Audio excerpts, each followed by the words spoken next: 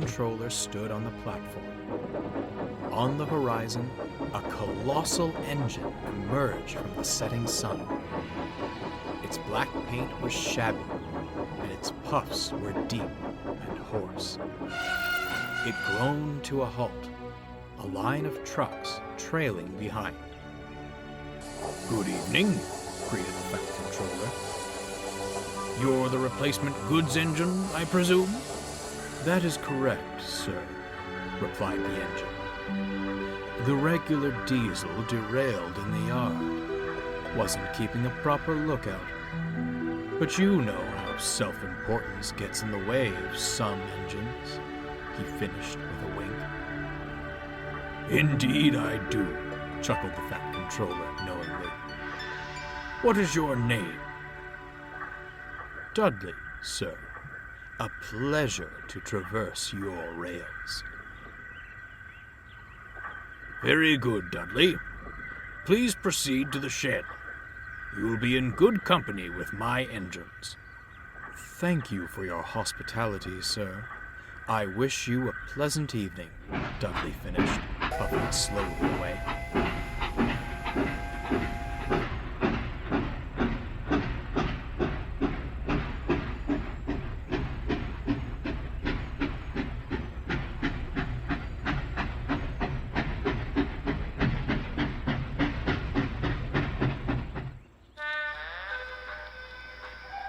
The engines welcomed the newcomer warmly. Soon they were laughing and chatting like schoolchildren. "A pity my stay is but a temporary one," Dudley sighed. "You're blessed to have a controller who realizes your value. My days are numbered on the other railway." "A grim inevitability," shuddered Gordon. "Inevitable, my tender. We could change that," replied James. "Oh, I could never impose such a thing," insisted Dudley. "Besides," sighed Henry, "the Fat Controller's just purchased Oliver and— Ah! Here's our other new acquisition now!" Bear backed down next to Dudley. "Hello," he smiled. "I'm Bear. Lovely to meet you." "Mutual, I'm sure," Dudley responded, unenthusiastically. "Will you be staying long, or—" "I say," Dudley interrupted, ignoring Bear. "Rumor has it one of you recently rescued 2 failed diesels." "That was me!" Henry beamed with pride, and began telling the story. Bear was stunned. "He gave me the cold buffer too," sighed Boko. "Living on the other railway likely hasn't painted us diesels in the best light." "Aye," agreed Donald. "Dinna take it to heart, Bear. Dougie and I needed time to come round. He'll find you're a good sort." "I hope," Bear conceded, though he couldn't help feeling hurt. "It was a pleasure to make your acquaintances," Dudley announced the next morning. "If our paths never cross again, I wish you nothing but smooth runnings." With a blast of his whistle, he went to fetch his return train. "What a shame," said Henry. "I wish there were something we could do." Despite his hurt feelings, Bear tried to be optimistic. "He seems a good sort," he smiled.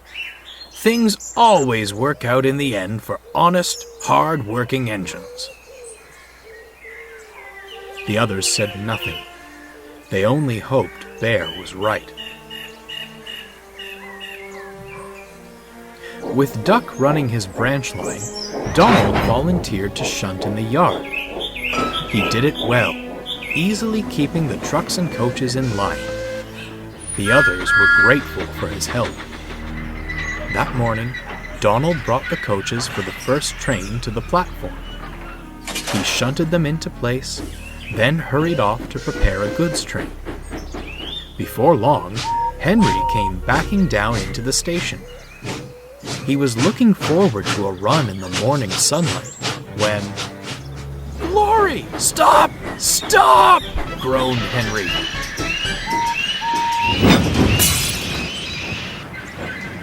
Henry's tender was derailed, resting crooked against the battered coaches.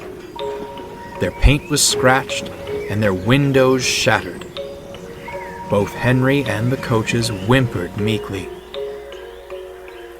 Soon, the fat controller arrived. Donald cleared away the unhurt coaches, while Dudley brought the cranes. "How on earth did this happen?"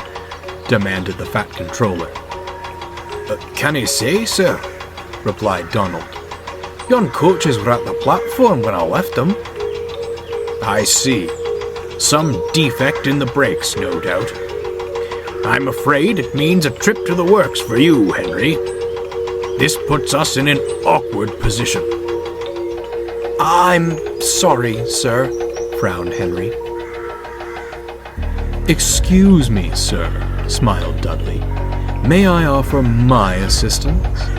I won't exactly be busy if I return to the other railway.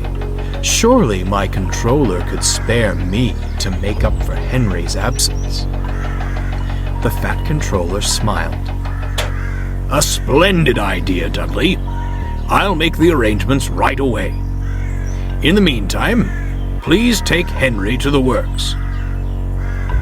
Henry's tender was soon back on the rails. There, old boy," comforted Dudley. "You'll soon be right as rain, and I'll handle your trains with the utmost care." Henry smiled, but Donald watched Dudley with suspicion. What was he still doing here? He should have left ages ago. Strange. Very strange.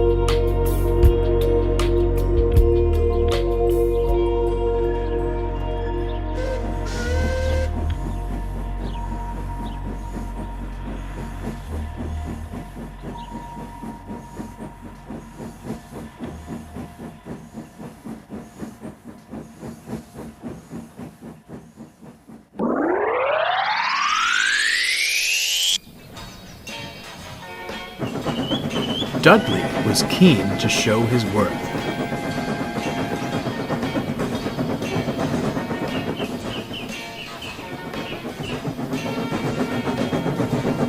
He thundered along with Henry's goods trains, and even took the flying kipper without complaints.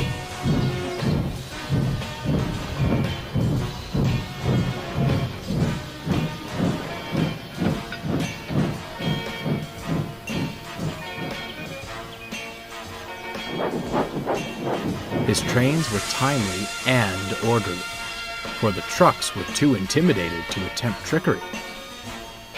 The engines were grateful for his help, and he proved to be good company in the shed, for all except one.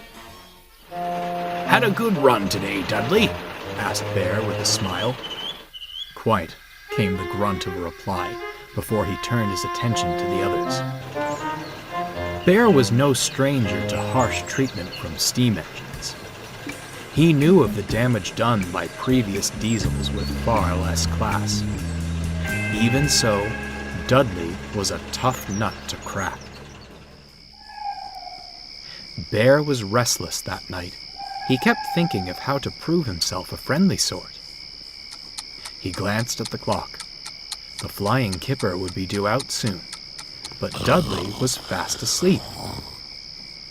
"Psst," whispered Bear. "Dudley!"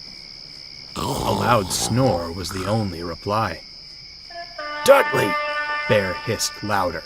"Oh, great heavens! No, don't take me! Calm down," soothed Bear. "It's only me." Dudley scowled. "You foolish diesel! You've disturbed my sleep! What do you want?" I wanted you to wake up," stammered Bear. The kipper is due soon.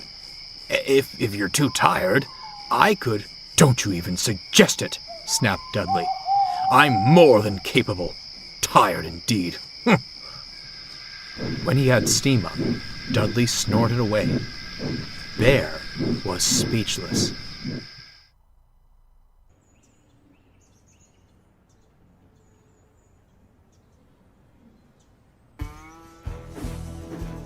next day, Dudley ambled to the yards.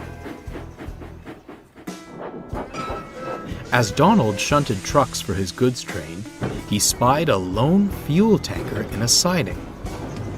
"Why is this one not on the train? Am I not stopping at the refinery today?" "Aye, here," replied Donald. "Faulty brakes on this one, though. Needs repairs before you can take it." "Ah, understandable. Grateful for your help, Donald, but I'll finish things here. You have other trains to shunt, I'm sure." "Aye," said Donald, "but say no more, then. My train, my responsibility." Suspicious, Donald silently puffed away.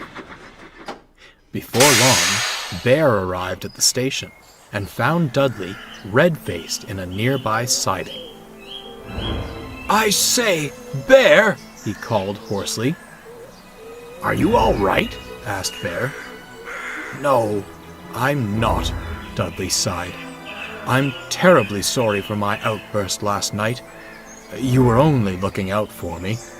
It seems I need you to look out for me again. Could you take my goods train? I'm having steaming troubles." "Leave it to me," Bear smiled. "Thank you ever so much," Dudley grinned. "You are a good engine. You just need to fetch all the fuel tankers from the siding." Feeling much better, Bear ambled off to gather the tankers. He shunted them in the middle of the train and started away with a friendly hoot. Out on the main line, they were going well. Suddenly, Bear felt resistance. "Smarten up back there," he growled to the trucks. "No tricks today, thank you." The truck's reply was drowned in a horrible screeching. "Oh!" Bear winced. "Whatever is happening?" Bear couldn't have known the culprit was the faulty tanker. As they rumbled over the points, it happened. The tanker tipped and tumbled off the rails, bringing other trucks with it. Bear came to a sudden stop, and his driver looked back. "Cough," he said. "What a mess! We'll need—" "Fire! Fire!" shouted the guard. The fuel tanker was ablaze, and those behind it were soon engulfed. The signaller hurriedly phoned the fire brigade. To Bear, it was ages before the wail of sirens filled the air and the blaze was under control. Later, Dudley arrived with the breakdown gang, an inspector, and the fat controller. It didn't take long to pinpoint the problem. "The wheels on the fuel tanker completely locked up," said the inspector. "I reckon that caused it to derail on the points, and sparks started the blaze." "Hold on," said a workman. "That tanker was on the out-of-use siding earlier. It wasn't to be touched." "Bear," rumbled the fat controller, "how did this truck become part of your train?" "I don't know, sir," stuttered Bear, quite shaken by the ordeal. "Dudley told me to collect all the tankers." "I certainly did not," interrupted Dudley. "Why would I? Donald told me that one wasn't to be touched." "I would advise," interjected the inspector, "you pay closer attention next time you assemble a train. It will take a considerable amount of time to repair this damage." The fat controller nodded gravely in agreement, and he and the inspector strode away. "Not enough to lead us to scrap," Dudley muttered darkly, "but to accuse me of sabotage? The nerve." He left indignantly. Bear, ashamed and confused, looked solemnly at his buffers.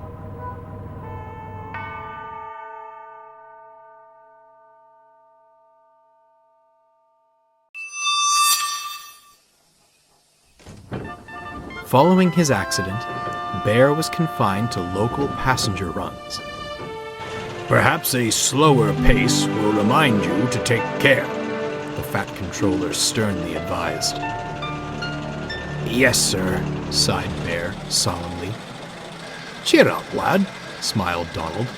At least being mixed traffic means you can still work. Imagine if you were strictly a goods engine. Bear smiled. But from another corner of the shed, Dudley listened with intent. Strictly a goods engine. Gordon was feeling unwell.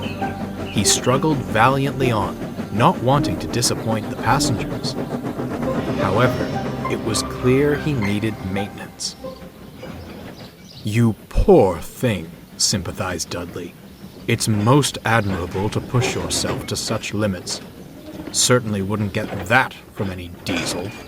I always longed for a chance at an express run of my own. He gave a heavy sigh. Oh, alas, my class only ever pulled coal trains and other goods.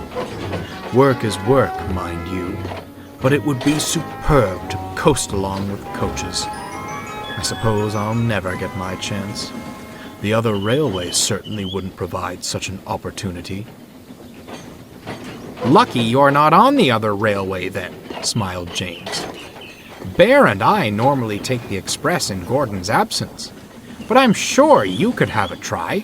What do you say, Bear? Bear was hoping a good express run would put him back in the Fat Controller's good graces. However, he feared being painted as a villain if he denied Dudley's wish.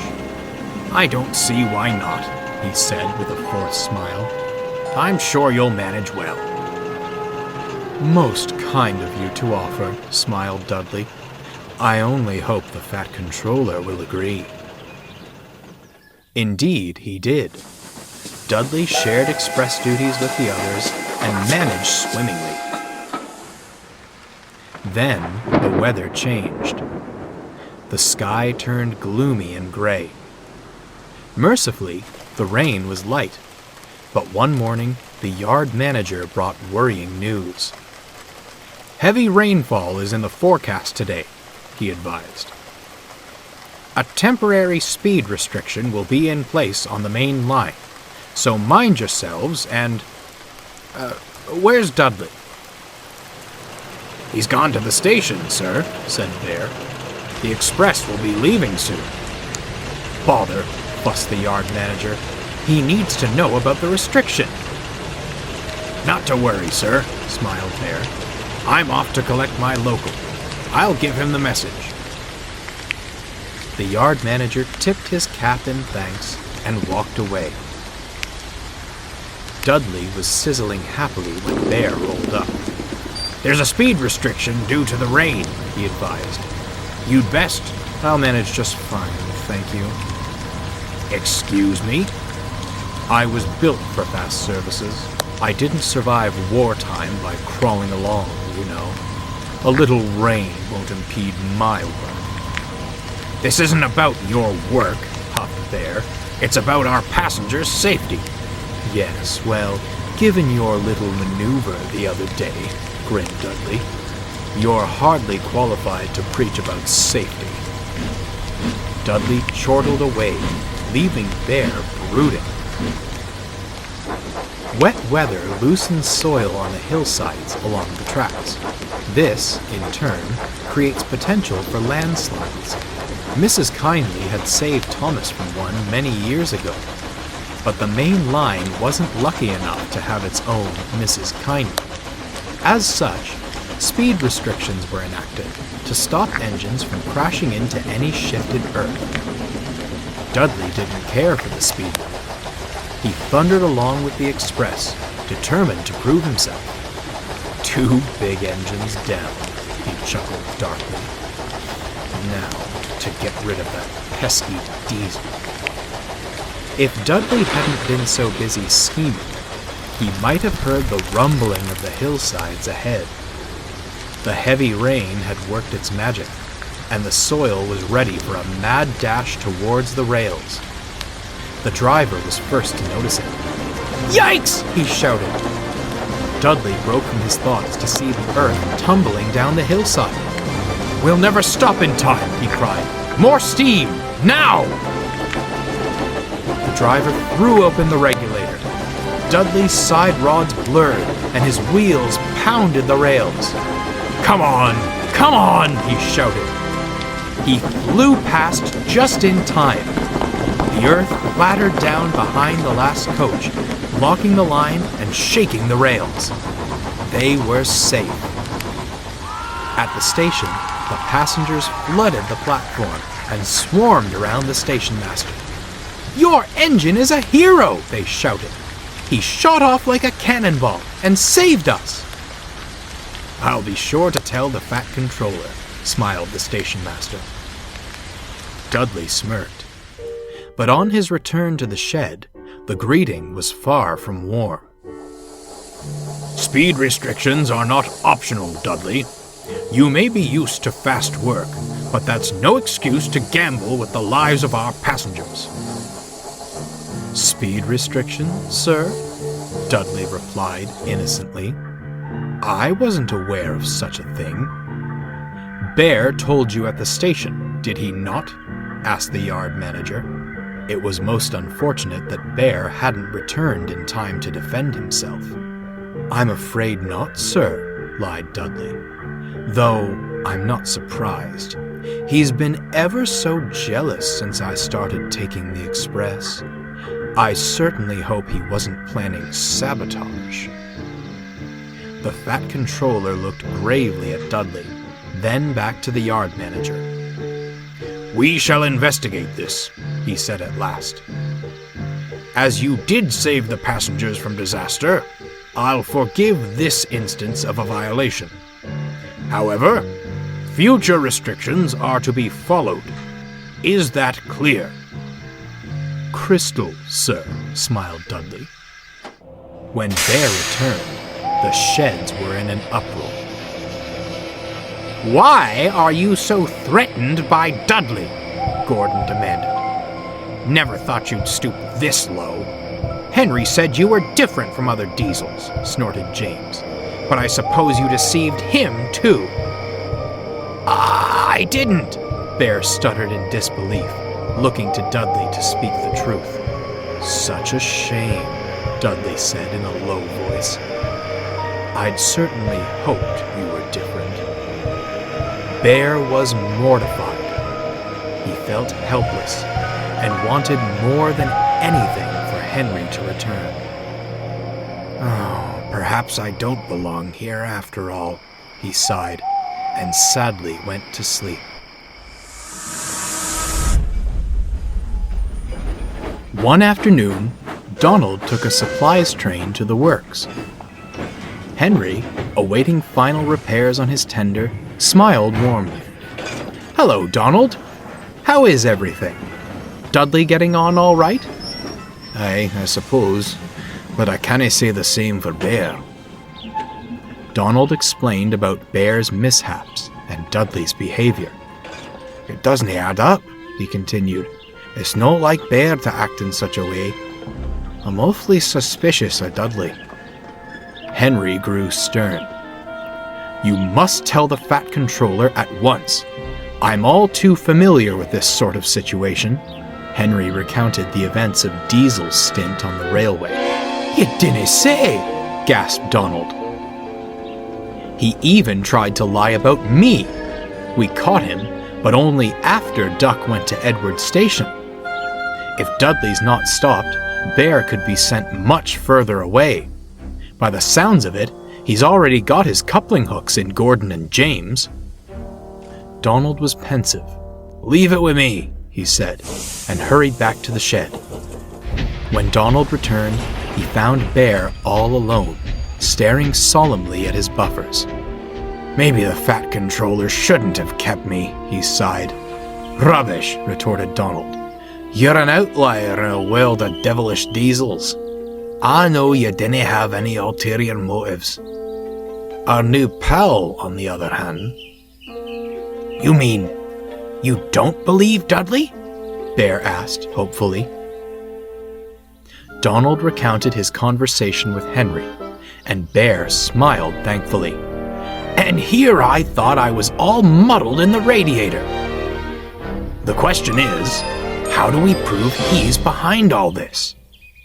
I know just the thing, Donald winked.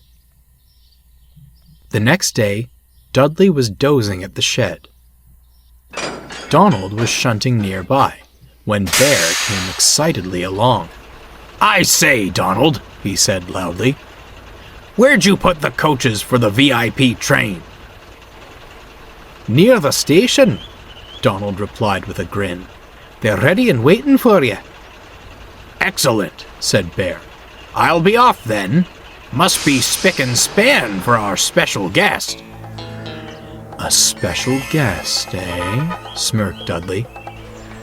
Bear was waiting in a siding for his driver to return, pretending to be asleep.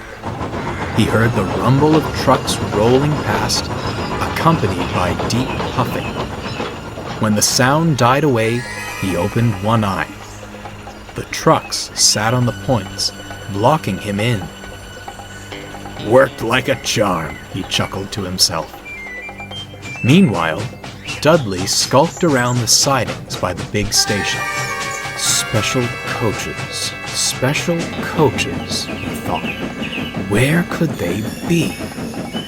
Over here, came a voice. Dudley perked up and hurried towards it. Into a siding he swerved, and waiting for him was... Hello, grinned Toad. You must be Mr. Dudley. You're not a special coach, Dudley growled. I never claimed to be one, sir, Toad replied in his chipper manner. Oh, were you looking for some? There's meant to be a VIP train, snarled Dudley, and I'll be the one to take it. A VIP train? That does sound thrilling. Dudley looked back in amazement. There was Bear. You? Dudley gritted. How'd you get out of that siding? I helped him, said Donald, who drew alongside. Question is, how'd you know he was trapped? Dudley went pale. That is to say, An excellent question indeed, Donald. I'm most curious to hear the answer. The Fat Controller stepped out of Toad. Well, Dudley, shall we have the truth this time? The engine's bewildered face twisted into a wicked snarl. Yes, it was all my doing. I'm still an engine in his prime. Why should I face the prospect of scrap? Oh yes, we've all heard of the sanctuary that is the Fat Controller's railway. A haven where steam will always have a place. And yet, Dudley trailed off, glaring at Bear. There still appear to be rats among us. I've proven my worth. Surely you wouldn't send an engine to his end, sir? The Fat Controller pondered. No, Dudley, he said at last. I wouldn't. Dudley smirked. And I wish you luck in finding a new home. However, it won't be here. You can't, Dudley gasped. Deceit has no place on my railway. I welcome any engine, steam or diesel, who shows that they are both useful and honest in their work. I hope you learn to change your ways. Perhaps then you will find what you seek. I politely ask that you leave at once. There was silence. Donald and Bear stood with bated breath. At last, Dudley gave a sinister smirk. Perhaps this railway isn't any different after all. You call this deceit? My dear sir, it is survival. The only thing that matters in the age of scrap. Well, you've won the battle, but not the war. I'll take my leave at your request, but you will remember me. Bear and Donald moved silently away, freeing Dudley from his siding. He puffed crossly backwards. "Pleasant journeys, Mr. Dudley," called Toad cheerfully. Dudley gritted his teeth. The fat controller fought to keep his composure. Dudley was soon coupled to a long line of wagons. Bear and Donald watched from the platform as he stormed away with much pushing and huffing. Into the setting sun he puffed and disappeared on the horizon. "I do feel some sympathy for him," sighed Bear. "Scrap is a prospect no engine wants to face. Do you reckon he'll change?" "Can't say," replied Donald. "But with what he said to the Fat Controller, it might be too little too late." Bear said no more, but couldn't help feeling Donald was right. Life returned to normal on the Fat Controller's railway. Henry came home from the works and gave Gordon and James quite an earful. They shamefully apologized to Bear at once. Bear was a much happier engine after that. He worked hard and always lent a wheel to engines in need. Though still friendly to visitors, he had no reservations about putting snooty diesels in their place. The steam engines agreed that made him very useful indeed. But what of Dudley? No one knows for certain. He seemingly disappeared after leaving the island of Sodor. Perhaps he changed his ways and found a new home. Many diesels on the other railway will tell you that, on misty nights, the hoarse puffing and deep whistle of a steam engine can be heard rumbling through, on its way to the Fat Controller's railway. I wonder if the diesels are right. Don't you?